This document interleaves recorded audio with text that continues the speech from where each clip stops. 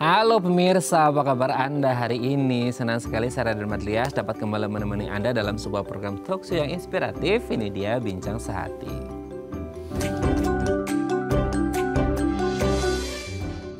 Ya pemirsa, setiap dari kita yang berkeluarga, punya istri, punya suami pasti ingin memiliki buah hati. Apapun kondisinya, buah hati yang dianugerahkan sama Tuhan ini menjadi anak-anak yang teristimewa, tidak terkecuali anak-anak dengan autisme. Tapi banyak orang berpikir gimana sih caranya merawat, menangani anak dengan autisme. Nah, pada 2 April lalu kita memperingati Hari Autisme Sedunia. Hari ini kita akan membahas nih gimana cara menangani atau merawat anak dengan autisme. Nah, ngomong-ngomong tentang anak dengan autisme atau anak berkebutuhan khusus, memang ya mudah-mudah gampang ya, apalagi untuk orang tua yang first timer baru memiliki anak tiba-tiba dikasih anugerah sama Tuhan anak dengan autisme atau anak berkebutuhan khusus. Yang harus dijaga ini tidak hanya kesehatan anaknya ya, kesehatan fisik dan mental anaknya, tapi juga kita ngomongin tentang kesehatan fisik dan mental orang tua ketika harus merawat, menjaga anak-anak berkebutuhan khusus ini. Nah, kita akan membahas terlebih dahulu nih,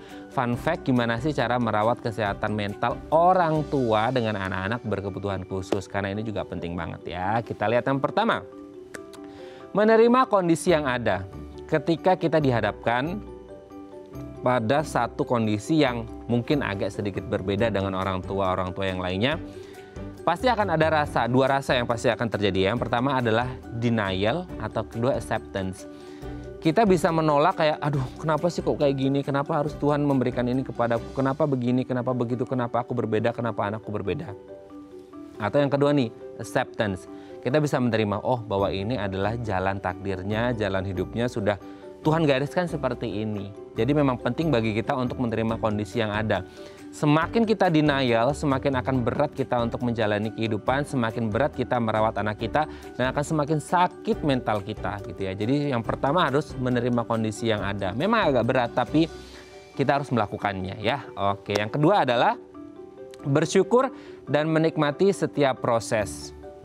Tuhan menciptakan, menganugerahkan, memberikan, menitipkan anak ini kepada kita, ini pasti ada hikmahnya, pasti ada pesannya, pasti ada berkatnya gitu ya. Jadi kita tetap harus bersyukur bahwa kita dipercaya sama Tuhan, bahwa kita ini orang-orang spesial, orang-orang kuat, orang-orang yang bisa diberikan ujian lebih karena Tuhan lebih sayang sama kita gitu ya. Jadi kita harus bisa bersyukur, kita harus bisa menikmati setiap prosesnya karena kita tahu nanti ya di sana, di ujung sana yang nggak tahu kapan kita akan ketemu, pasti ada sesuatu yang indah. Oke, kita lanjut yang ketiga nih pemirsa. Membuka diri pada orang-orang terdekat atau kepada profesional. Kita ini kan zon politikun, makhluk sosial. Ketika kita dihadapkan pada satu masalah, ketika kita udah capek sama hidup gitu ya, kita nggak bisa berdiri sendiri, kita nggak bisa hidup sendiri. Kalau memang ngerasa ada beban kayak aku tuh capek, nggak apa-apa, itu wajar, itu manusiawi. Apalagi untuk mengurus anak-anak berkebutuhan khusus kan kita sebagai orang tua pasti ya capek fisik juga, capek mental juga. Nah, nggak ada salahnya loh untuk Anda berbagi, cerita, curhat sama teman Anda, orang-orang terdekat Anda, pasangan Anda, keluarga Anda, atau kalau udah kayak kayak udah fed up banget gitu ya, ketemu profesional psikolog atau psikiater untuk berbagi lah ya, siapa tahu nanti mendapatkan solusi. Karena bagaimanapun Anda tetap harus sehat secara fisik dan pastinya juga mental. Oke, kita lanjut yang selanjutnya adalah ucapkan hal-hal positif pada diri sendiri. Ketika kita sudah mencoba untuk ngobrol sama orang lain, ngobrol sama orang terdekat kita, pasangan kita, ngobrol sama profesional, nggak ada salahnya loh untuk kemudian Anda membantu diri Anda sendiri dengan hal-hal yang simple sebenarnya, yaitu afirmasi pada diri Anda sendiri. Coba deh Anda mencoba mengafirmasi, mengedifikasi diri Anda sendiri kepada diri Anda sendiri bahwa you can make it, you nailed it gitu ya. Kita tuh pasti bisa, aku pasti bisa. Aku ini orang tua yang baik, aku orang tua yang bertanggung jawab, dan aku akan menjaga anak-anakku. Sehingga mental kita tetap terjaga, mental anak kita juga tetap terjaga ya. Jadi jangan lupa untuk mengucapkan hal positif setiap pagi, setiap siang, setiap malam, pas mau tidur, tetap harus mengucapkan hal positif. Karena tidak langsung akan masuk ke alam bawah sadar kita. Oke, kita lihat yang terakhir. Luangkan waktu untuk istirahat. Istirahat ini penting ya untuk charging, untuk nge-recharge lagi. anak-anak juga butuh istirahat untuk kesehatan fisik dan mental. Kita sebagai orang tua yang notabene harus merawat mereka, otomatis kan kita perlu energi lebih. Nah, luangkan waktu istirahat. Istirahat ini tidak hanya ngomongin masalah tidur aja ya, tapi juga coba luangkan waktu untuk sekadar me time, untuk diri Anda sendiri kontemplasi, kemudian Anda berpikir, mereview lagi apa yang sudah Anda lakukan, supaya Anda ini bisa melihat bahwa apa yang Anda lakukan selama ini, capeknya Anda, keringatnya Anda, ini adalah suatu berkat, suatu berkah yang diberikan oleh Tuhan kepada Anda. Jadi Anda bisa mensyukuri dan bahagia, dan mental Anda tetap terjaga, dan anak-anak pun pasti bahagia. Oke, itu tadi beberapa hal yang bisa dilakukan orang tua dengan anak-anak berkebutuhan khusus supaya mentalnya tetap terjaga. Dan kami akan membahasnya saat lagi, tetap bersama kami di Bincang Sehati.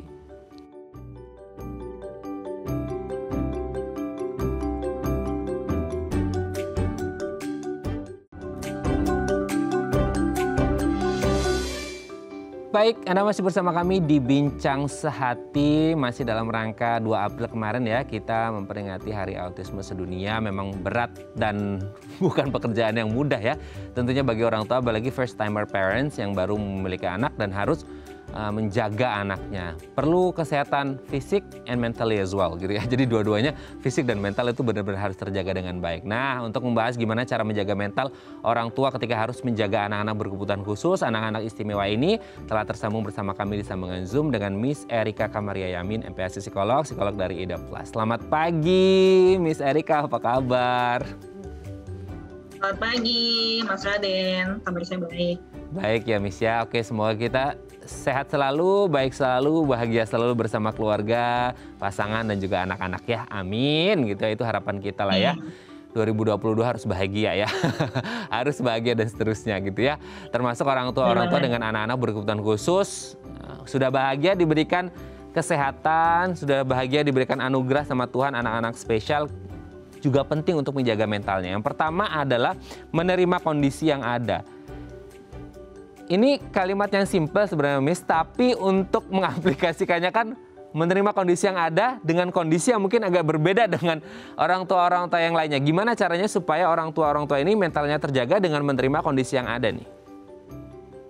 Iya, benar banget Mas Raden. Jadi seringkali saya temui beberapa orang tua dengan anak berkebutuhan khusus atau ABK itu ya denial dengan kondisi anaknya. Oh ini mah nggak apa-apa gitu ya. Dulu juga mama atau papa agak telat seperti itu. Nanti juga membaik sendiri, nanti juga bisa sendiri seperti itu ya. Nah sebenarnya ketika denial itu orang tua tuh sebenarnya takut ya, takut membawa anaknya ke pihak profesional. Kenapa? Karena takut mendengar diagnosa yang sesungguhnya bahwa ternyata memang ada sesuatu dengan anaknya, bahwa anaknya ini memang berkebutuhan khusus kayak gitu. Nah, ketika orang tua semakin denial, nah ini sebenarnya justru menambah stres dan bukan stres yang baik tentunya ya. Karena orang tua tidak melakukan apa-apa, mungkin kondisi anak juga semakin tidak membaik seperti itu ya. Dan orang tua yang sehari-hari menanganinya pun karena nggak tahu mungkin anaknya kenapa, karena belum dibawa ke profesional, belum dapat diagnosa, jadi makin lama makin kewalahan. Ya, jadi ini berputar terus seperti lingkaran setan. Nah, dengan kita menerima kondisi yang ada, itu kita mengakui sebenarnya untuk mental orang tua sendiri membuat lebih lega, ya, dan orang tua jadi bisa mengambil langkah produktif untuk membantu anak supaya bisa menjadi lebih baik, bisa lebih cepat dibantu seperti itu. Oke, jadi memang harus acceptance, penerimaan itu menjadi sangat penting, jangan denial. Karena semakin denial, semakin batinnya tersiksa ya, Miss ya, gitu ya. Ya, jadi jangan seperti itu. Takutnya adalah di luar kelihatan kuat, tapi di dalamnya rapuh. Kalau bisa luar dan dalam tetap kuat ya. Jadi penerimaan ini menjadi sangat penting. Oke, yang kedua adalah bersyukur dan menikmati setiap proses. Nah, tentu untuk bisa bersyukur dan menikmati setiap proses kan harus dari yang langkah pertama tadi ya, menerima kondisi yang ada gitu. Bersyukur dan menikmati prosesnya gimana supaya bersyukurnya benar-benar purely from the heart gitu ya, benar-benar murni dari hati, dan nikmatnya itu menikmati prosesnya bukan karena paksaan tapi karena sangat enjoy dengan kehidupan bersama anak-anaknya gitu. Ya, tadi langkah pertamanya itu adalah menerima dulu seperti itu ya. Nah, lalu terkait bersyukur dan menikmati proses ini, saya beberapa kali bertemu dengan orang tua, dengan anak-anak berkebutuhan khusus seperti itu. Nah, sikapnya macam-macam ya. Ada yang optimis, ada yang semangat gitu ya menjalani terapi untuk anaknya, terus di rumah juga lakukan home project-nya juga dilakukan kayak gitu. Tapi ada yang pesimis gitu ya, yang merasa anaknya udah kayak gini pasti udah nggak bisa apa-apa deh, nggak bisa bertumbuh menjadi lebih baik kayak gitu. Nah, bagaimana sikap kedua orang tua ini? Satu yang optimis, yang dia bersyukur, dia menikmati wah anaknya ada prosesnya, ada progres meskipun sedikit demi sedikit, tapi ada kemajuan kayak gitu ya. Nah, orang tua yang penuh syukur seperti itu, efeknya ke anak juga sangat baik ya. Progres anaknya juga menjadi sangat baik, kemajuannya lebih baik gitu ya. Meskipun mungkin kondisi awalnya lebih parah ya, tapi progresnya, kemajuannya itu lebih baik dibandingkan dengan orang tua yang tidak bersyukur dan bersikap pesimis seperti itu ya. Itu kemajuan anaknya biasanya lebih terhambat gitu. Nah, oleh karena itu dengan kita sikap yang optimis gitu ya, kita mensyukuri segala proses ya, itu sebenarnya baik untuk semuanya, baik untuk anak. Nah, anaknya semakin baik, orang tuanya pun merasa semakin baik, merasa semakin happy, merasa semakin berdaya juga seperti itu. Jadi bersyukur dan kita bisa menikmati segala proses, segala kemajuan meskipun sedikit, itu penting sekali ya, bagus sekali buat anak dan juga buat kita sebagai orang tua, sebagai caregiver dari anak berkebutuhan khusus ini. Oke, karena optimisme dari orang tua ini vibes-nya akan menular ya ke anak ya, vibes positifnya akan menular ke anak. Jadi orang tuanya semangat, happy, anaknya juga pun begitu ya. Jadi jangan lupa untuk bersyukur dan menikmati proses. Kalau optimis dan pesimis bisa dipilih, kenapa harus pesimis? Pilih yang optimis ya. Oke, yang selanjutnya adalah kalau udah kayak udah benar-benar mentok, kita harus curhat. Kita ini kan makhluk sosial ya, Miss ya, gitu. Kita nggak mungkin bisa hidup sendiri.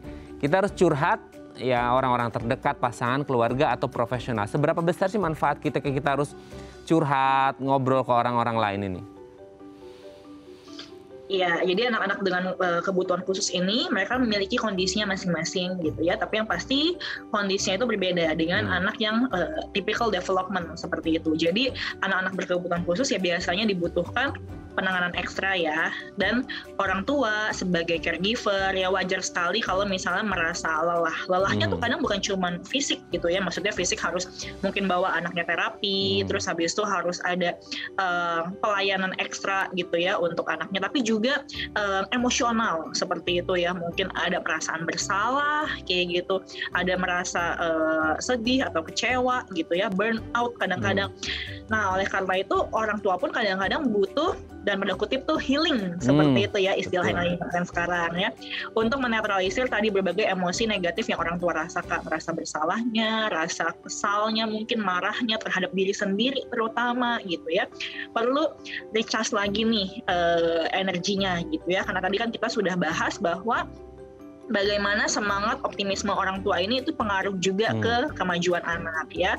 Dan gimana cara recharge energinya ini? Ini bisa dilakukan dengan terbuka ya kepada orang-orang yang terdekat di sekitar kita seperti itu, atau konsultasikan saja dengan pihak profesional gitu, sehingga bisa dibantu tadi untuk healingnya benar-benar healing gitu ya, bukan sekedar healing yang di permukaan aja gitu ya. Maksudnya benar-benar bagaimana menetralisir gitu ya, menetralisir emosi negatif yang dirasakan ini, dan recharge lagi baterai untuk energi fisik maupun emosional dari orang tua ini gitu. Oke ya, jadi kalau udah dirasa udah di titik ini ya udah ngobrol sama orang terdekat atau ke psikolog gitu ya, atau psikiater untuk mendapatkan jalan terbaik, solusi terbaik. Nah, selain ngobrol membuka diri juga penting katanya untuk ngomong atau mengucapkan hal-hal positif tentang diri kita sendiri. Seberapa besar dampaknya kita mengafirmasi diri kita sendiri bahwa kita itu memiliki hal-hal yang positif, hal-hal yang bagus nih, Miss? Ya, jadi terdengarnya sederhana ya, cuman dari kata-kata saja. Tapi sebenarnya kata-kata yang kita ucapkan itu menjadi program dalam pikiran kita ya. Dan tadi kita sudah bahas bahwa sebagai caregiver ini akan berpengaruh ke anak dan keluarga juga gitu ya. Ketika kita mengisi diri kita dengan kata-kata, dengan pikiran, dengan hal-hal yang positif seperti itu, tadi itu membangkitkan optimisme. Dengan optimisme kita, rasa bersyukur kita itu semakin terisi, semakin terpompa, kita jadi semakin semangat nih gitu ya untuk mungkin mengajak anak terapi, terus habis itu mengerjakan juga pekerjaan rumah, melatih anak di rumah juga kayak gitu ya, sehingga nanti ngaruhnya ini ke kemajuan atau progresnya anak. Nah nanti dengan kita melihat kemajuan, wah anak berkembang ada progresnya, kita sendiri pun juga akan merasa happy, merasa bersyukur gitu. Jadi ini tuh menjadi satu lingkaran yang positif nih, dimulai dengan kita mengisi diri kita dengan program-program pikiran yang positif ya. Sederhananya adalah dengan kata-kata yang positif seperti itu ya, kata-kata yang memang memotivasi, menyemangati seperti itu untuk kita menjalani peran kita sebagai orang tua dengan anak berkebutuhan khusus tadi. Gitu. Oke, jadi nggak perlu modal banyak ya, cukup katakan yang positif-positif, ini bisa membantu kita jauh lebih sehat ya secara mentalnya pasti gitu ya. Oke, yang terakhir nih Miss, luangkan waktu untuk istirahat. Nah istirahat di sini tuh maksudnya cuma sekadar tidur, rebahan gitu ya, atau istirahat juga maksudnya benar-benar me time untuk ya mungkin kontemplasi, merefleksikan diri, review apa yang sudah terjadi, gini-gini segala macam, ini penting atau gimana nih? Ya, jadi istirahat ini relatif ke tidur atau misalnya rebahan itu juga penting ya, karena yang namanya energi fisik dan mental itu saling terhubung ya. Kita sendiri coba bayangin kalau misalnya kita lagi capek banget atau kita lagi sakit gitu ya, moodnya kan terpengaruh biasanya. Rasanya kayak jadi lebih uring-uringan. Kalau ada hal yang sepele aja, ya kok jadi gampang marah tiba-tiba gitu ya. Jadi energi fisik dan mental ini saling terhubung. Oleh karena itu menjaga tadi energi mentalnya ini, energi fisiknya pun perlu kita jaga ya. Salah satunya adalah luangkan waktu untuk kita sendiri cukup istirahat seperti itu ya. Nah balik lagi tadi kalau misalnya gimana kalau untuk healing, untuk kita me time seperti itu, nah tadi bisa kita lakukan dengan cara membuka diri ya, cerita kepada orang-orang terdekat atau dengan pihak profesional gitu ya. Itu kan tadi cara untuk kita recharge energi mentalnya gitu. Nah energi mental udah ke-recharge, jangan lupa energi fisiknya juga harus terjaga nih baterainya kayak gitu ya. Karena ketika kita lelah fisik tadi, emosi lebih nggak stabil. Ketika fisik kita lebih segar, lebih fresh, lebih sehat, nah secara emosi kita tuh akan lebih stabil dan lebih kuat seperti itu. Jadi meskipun kita sudah melakukan yang terbaik untuk anak gitu ya, menjadi caregiver anak, merawat anak, usahakan kita juga beri waktu untuk merawat diri sendiri ya. Salah satu yang paling sederhana adalah dengan cukup istirahat ya, dan yang basic-basic lah, kita konsumsi makanan-makanan yang sehat, konsumsi multivitamin, sempatkan ada olahraga atau aktivitas fisik gitu ya. Jadi fisik kita terjaga, itu pun nanti akan ngaruh ke kesehatan mental kita gitu. Oke, jadi jangan, karena biasanya ya Miss ya, orang tua tuh ngerasa bersalah kalau ninggalin anaknya untuk tidur gitu ya. Atau ngerasa kayak nggak bisa tidur nih, nggak bisa tenang gara-gara harus ninggalin anaknya, karena anaknya ini kan berkebutuhan khusus.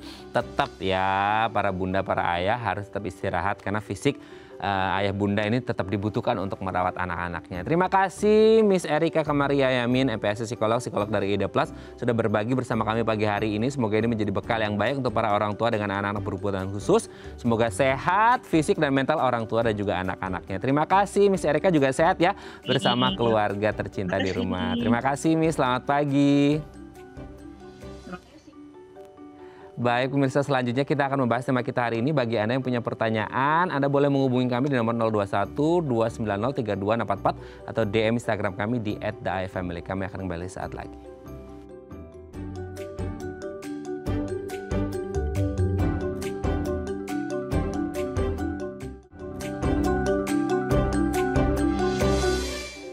Baik, Anda masih bersama kami di Bincang Sehati, masih dalam rangka memperingati 2 April lalu ya, kita memperingati Hari Autisme Sedunia. Hari ini kita membahas gimana sih cara merawat atau menangani anak dengan autisme. 021 290 3244 atau DM Instagram kami di @theifamily kalau Anda punya pertanyaan ya. Untuk membahasnya telah tersambung bersama kami di sambungan Zoom dengan Dr. Marlin Cecilia Malonda SPA, spesialis anak dari Mayapada Hospital Tangerang. Selamat pagi Dr. Marlin, apa kabar? Halo, selamat pagi Mas Raden.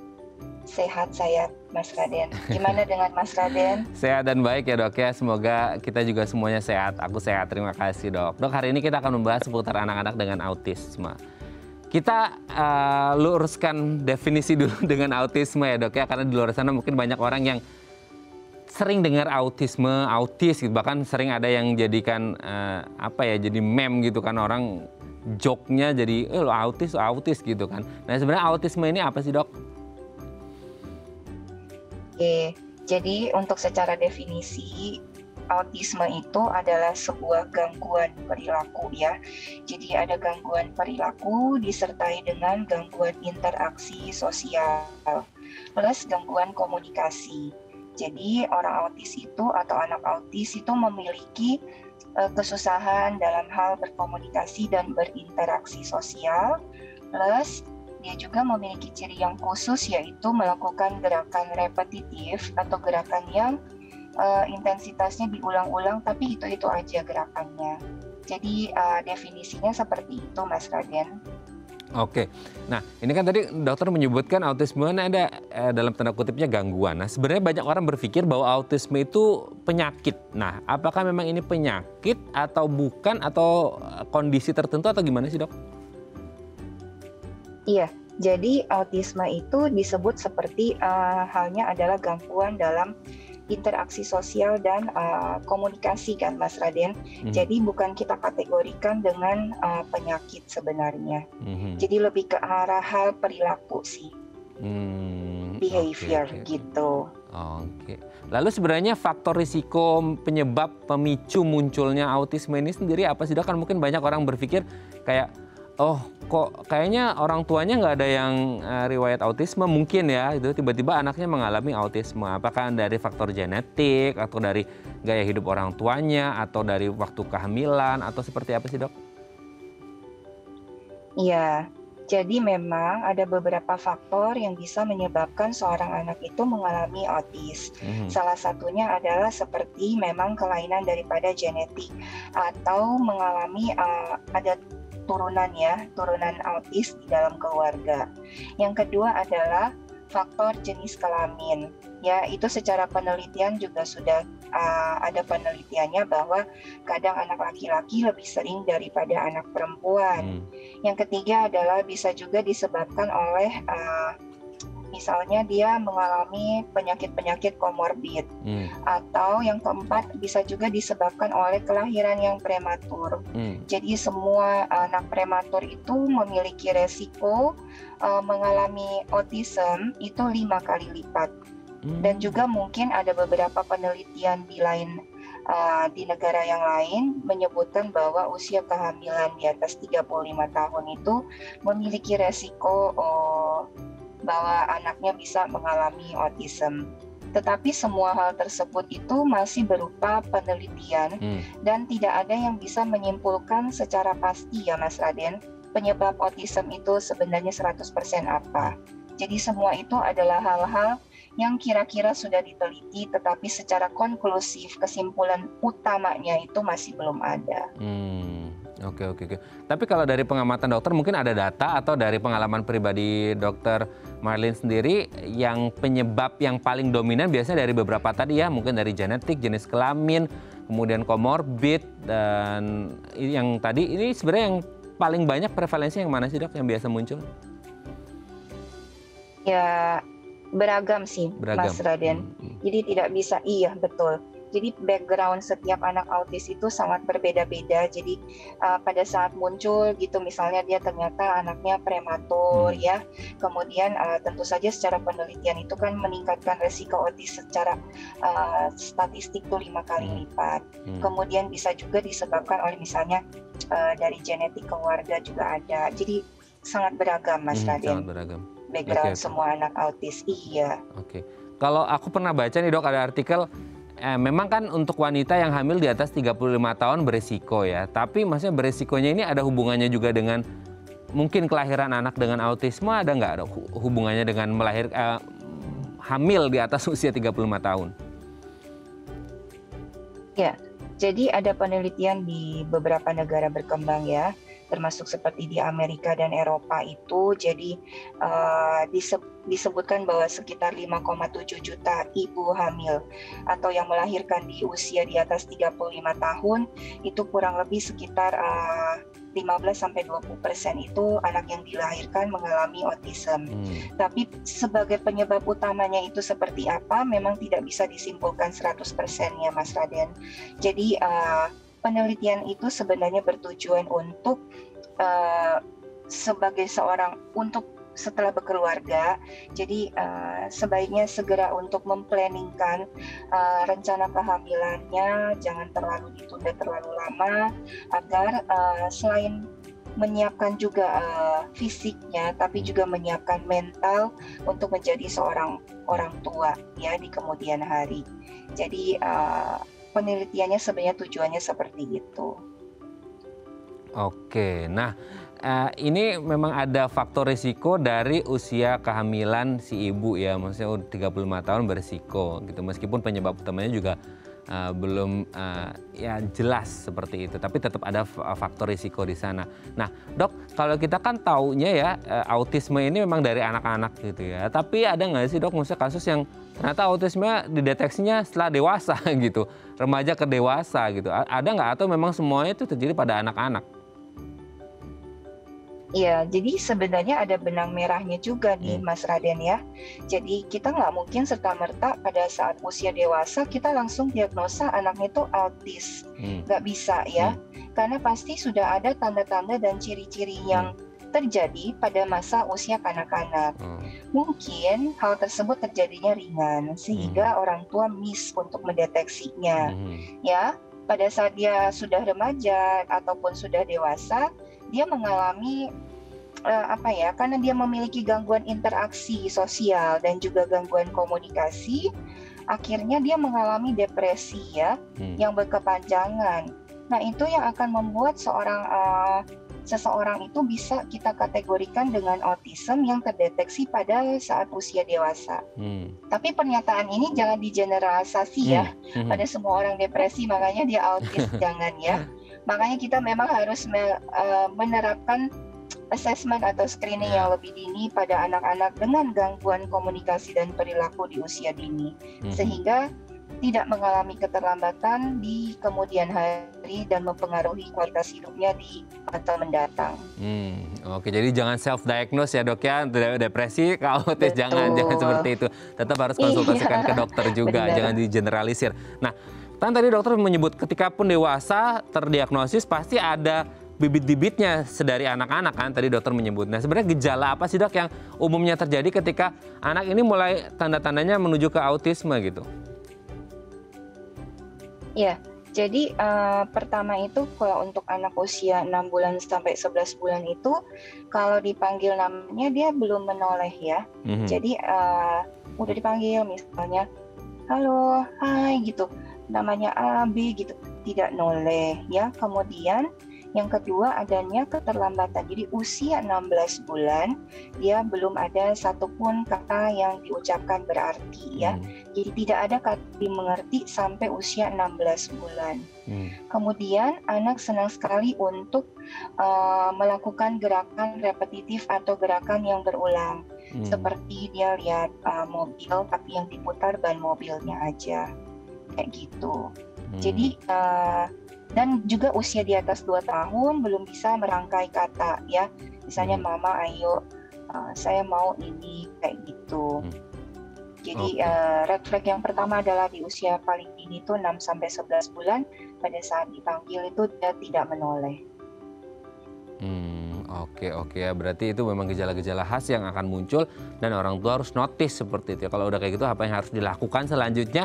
Ini akan jadi pembahasan kita nanti ya dok ya di segmen selanjutnya. 021 290 3244 atau DM Instagram kami di @dayafamily kalau Anda memiliki pertanyaan seputar tema kita hari ini. Kami akan kembali saat lagi, tetap bersama kami di Bincang Sehati.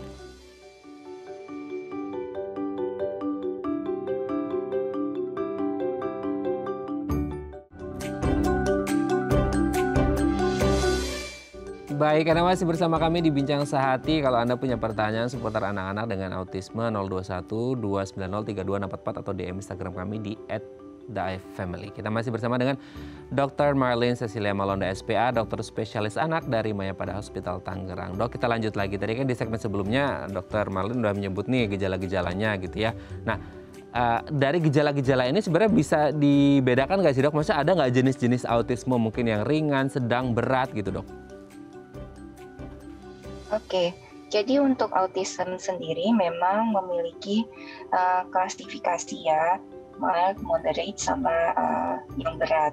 Jadi kalau misalnya anaknya terdiagnosa dengan mild, moderate, atau mild itu harus di assessment terlebih dahulu ya. Kita nggak bisa langsung bilang wah ini autis berat nih, atau misalnya ini ringan aja tanpa melakukan screening terlebih dahulu ya. Jadi orang tua tidak boleh screening sendiri, harus melalui assessment yang benar-benar tepat dan tepat arah dan tepat terapinya juga, sehingga menghasilkan diagnosa yang benar. Jangan mengautiskan anaknya. Dan sebagai dokter juga, kayak kita juga dokter anak, kita juga nggak serta-merta bilang usia anak tuh baru 2 tahun atau di bawah 4 tahun, kita langsung bilang judge dia autis sebelum kita melakukan screening yang tepat. Kayak gitu Mas Raden. Oke. Nah sebenarnya ketika dokter menyebutkan ya tadi assessment, jangan self-assessment juga orang tua gitu ya.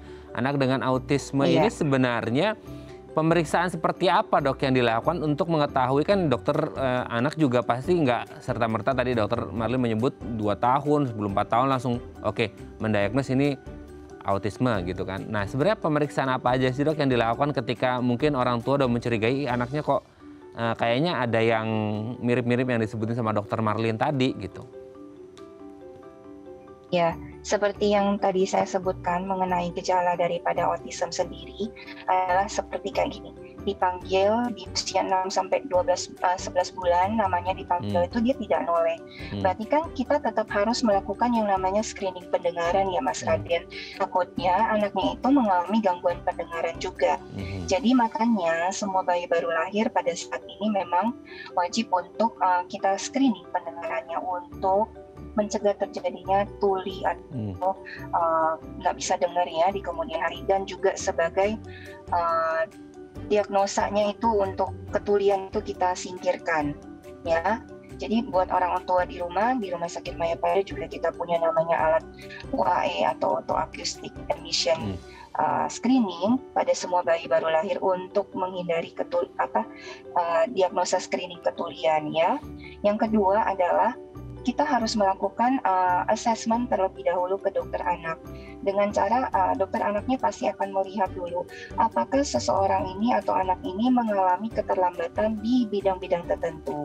Seperti di bagian bahasanya, kemudian di bagian interaksi sosialnya, kemudian behaviornya seperti apa, dan kemudian pasti kita juga ada tim ya, seperti tim dokter spesialis fisioterapi atau kedokteran rehab medik, dan juga ada psikolog anaknya juga, dan dokter spesialis tumbuh kembang. Jadi itu adalah semuanya tim yang akan melakukan screening dan assessment kepada anak yang kita curiga dengan autism. Gitu Mas Raden. Oke. Tapi kan kalau untuk screening ini mungkin ya dok ya, ini mungkin pandangan gitu, semoga salah. Tapi kan untuk assessment, pemeriksaan ke dokter, kan mungkin orang pikirnya orang tua karena takut ya dok ya, takut dicap oleh masyarakat, karena kan stigma masih berlaku lah di masyarakat kita bagaimanapun kondisinya. Ada nggak sih dok, maksudnya yang selama ini pandangan bahwa anak dengan autisme ini adalah aib gitu, jadi mereka jarang ya akhirnya melakukan assessment ke dokter spesialis anak untuk memeriksakan anaknya dok? Ya, memang ada beberapa orang tua yang mengalami kayak denial ya, dan juga merasa kayak aduh dunia ini seakan-akan runtuh, aduh saya nggak punya, anak saya ini kayaknya nggak punya masa depan. Tidak ya, Anda harus benar-benar sebagai orang tua, Anda adalah tiang ataupun tonggak kehidupan masa depan anak Anda ya. Anda tidak boleh menyerah.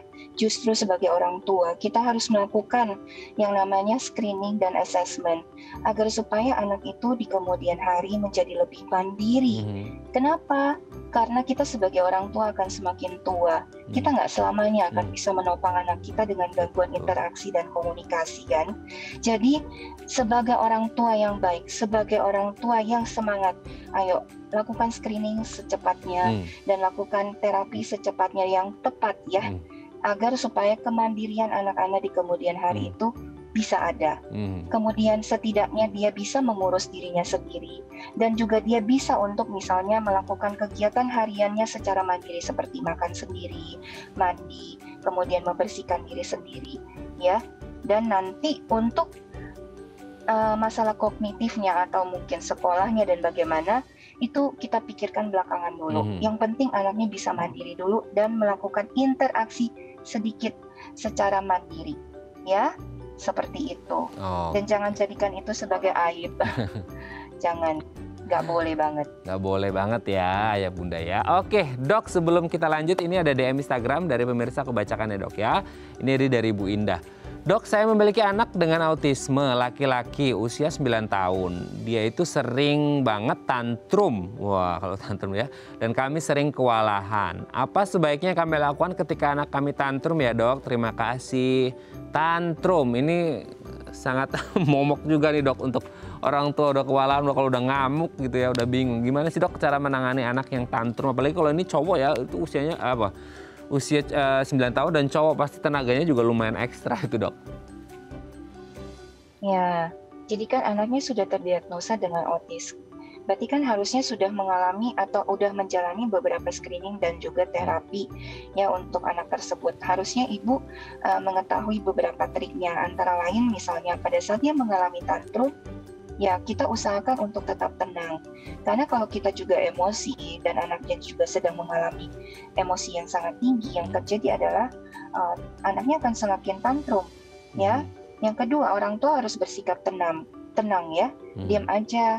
Jadi anaknya tuh nggak usah dibentak, nggak usah dimarahin ya. Kita diam aja.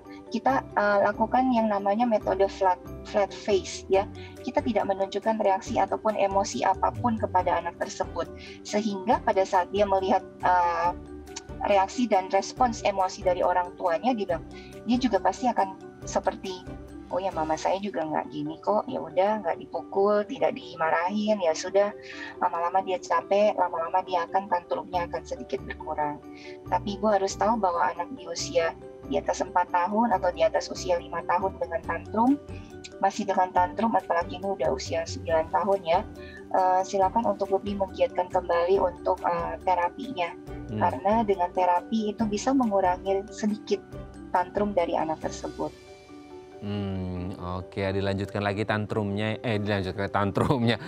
tantrumnya ya, supaya nggak tantrum lagi gitu ya Dok ya. Terima kasih ya Ibu sudah menghubungi kami. Oke Dok, kita lanjut lagi. Ini ngomong-ngomong tentang terapi yang baru saja Dr. Marlin sampaikan. Sebenarnya terapi apa aja sih Dok kalau kita memiliki anak dengan autisme Dok? Atau bergantung pada jenis autismenya, tingkatannya atau bagaimana tuh Dok terapinya? Iya, benar banget.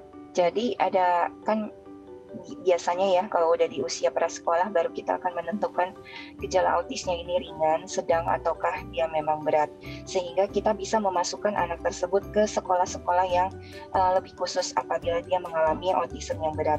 Sedangkan kalau untuk autisme ringan kan dia bisa diterapi di rumah atau mungkin diterapi yang di klinik tumbuh kembang anak.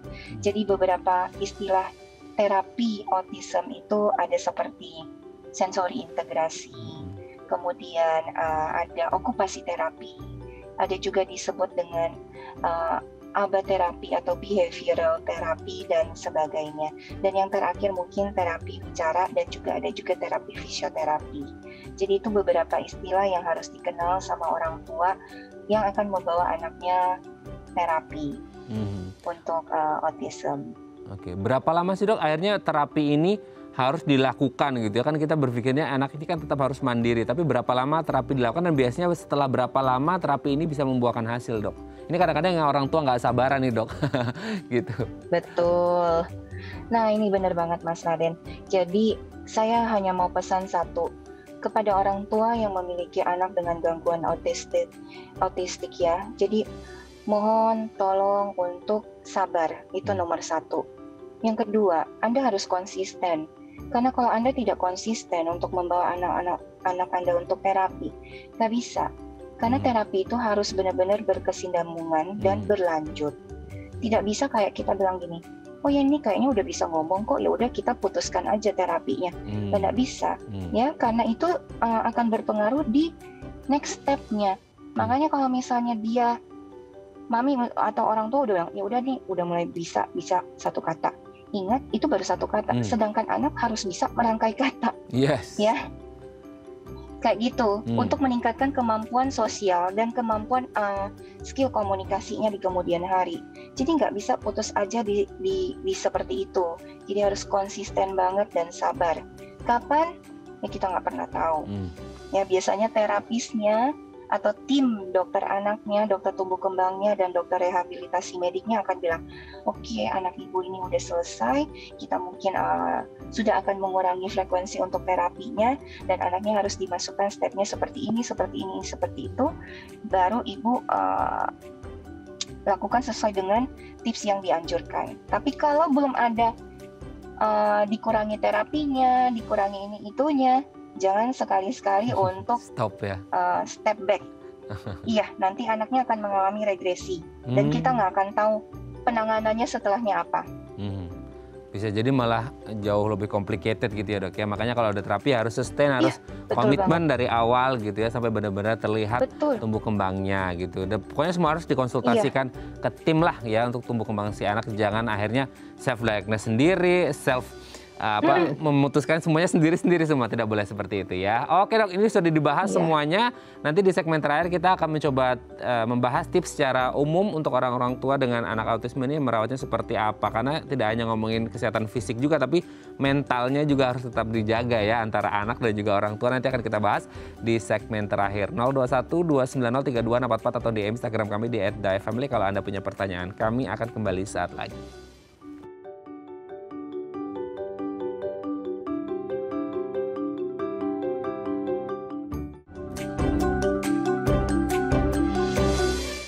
Baik, Anda masih bersama kami di Bincang Sehati, masih bersama dengan Dr. Marlin Cecilia Malonda SPA, dokter spesialis anak dari Mayapada Hospital Tangerang.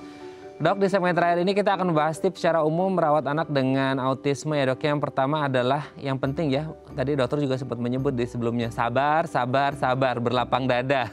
Nah, berlapang dada ini dalam artian luas, tidak hanya sabar untuk terapi tadi dokter sebut, tapi berlapang dada dalam merawat ini menjadi hal penting dok. Ya. Jadi kita kalau punya anak autis itu harus kita rawat baik-baik ya. Karena kan mereka kalau masih kecil banget kan, apalagi yang di bawah 2 tahun atau mungkin di bawah 3 tahun itu belum bisa untuk self-care. Jadi benar-benar harus kita pantau dan kita benar-benar ngomong yang benar banget. Itu Mas Raden. Ya, harus sabar, berlapang dada. Itu kunci ya, supaya semuanya bisa berjalan lancar. Yang kedua adalah libatkan anak dalam kegiatan sehari-hari di rumah. Seberapa penting akhirnya anak-anak dengan autisme yang notabene kita berpikir, aduh gimana mau ngelibatin ya, kadang-kadang dipanggil aja nggak nyaut, gini aja nggak ngerespon. Nah, seberapa penting sih dok akhirnya melibatkan anak-anak untuk pekerjaan atau aktivitas sehari-hari di rumah dok? Ya, mungkin untuk anak yang dengan autis ringan atau mungkin yang autis derajat sedang yang masih bisa untuk melakukan kegiatan harian setiap hari, ciptakanlah rutinitas yang setiap hari itu sama dan konsisten. Jadi misalnya, ajarkan anak untuk bareng nih, misalnya untuk merapikan mainan atau mungkin kegiatan sederhana seperti merapikan tempat tidur atau membersihkan lingkungan sekitar rumah, seperti ajak anak untuk ikutan nyapu ya. Kemudian untuk rutinitas kebersihan mandiri seperti melatih anak untuk mandi dan juga makan makanan yang sehat. Jadi seperti itu Mas Raden yang bisa kita lakukan di rumah. Oke, jadi kita juga sebagai orang tua ngerti nih kondisi anaknya, kira-kira bisa dilibatkan dalam kegiatan sehari-hari di rumah gitu ya, pekerjaan rumah tangga yang ringan-ringan atau enggak. Jangan sampai akhirnya juga membebani anak, akhirnya malah anaknya nanti nggak bisa sejalan dengan apa yang diharapkan oleh orang tua juga bisa jadi stres lagi ya, sabarnya jadi berkurang lagi. Oke, yang selanjutnya adalah berikan pujian dan hadiah. Apakah anak-anak dengan autisme ini mengerti, Dok, ketika orang tua itu memuji mereka, memberikan reward berupa hadiah ketika mungkin mereka bisa bantu-bantu kecil lah seperti di poin sebelumnya ya, bantu pekerjaan rumah semisal nyapu atau beresin mainan mereka. Mereka paham dengan hal-hal tersebut nggak sih, Dok, pujian, hadiah gitu? Iya, cukup paham kok, Mas Raden. Jadi, sorry. Jadi memang untuk reward dan juga rasa apresiasi kita kepada anak yang autism tersebut pada saat mereka berhasil melakukan sesuatu tetap harus kita hargai dan kita berikan hore gitu, yang benar-benar excited banget gitu bahwa dia bisa melakukan hal tersebut. Jangan hanya begini, hore, aduh, okay. Jangan seperti itu. Ya, jadi harus memang benar-benar high pitch ya, dan kita juga harus agak sedikit lebay. Kenapa? Karena mereka itu gangguan ekspresi juga kan.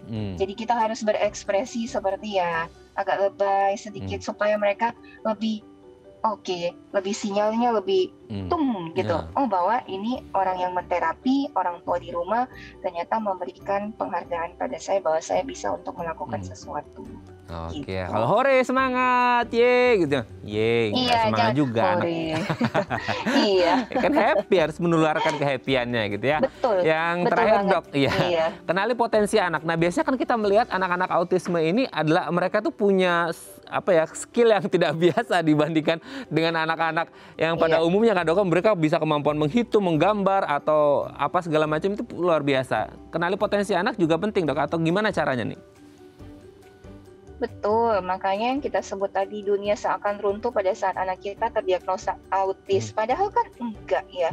Karena kan 75% anak yang sudah diterapi itu mungkin akan bisa mengalami kehidupan yang normal. Cuma memang 25% diantaranya memang masih harus dibantu.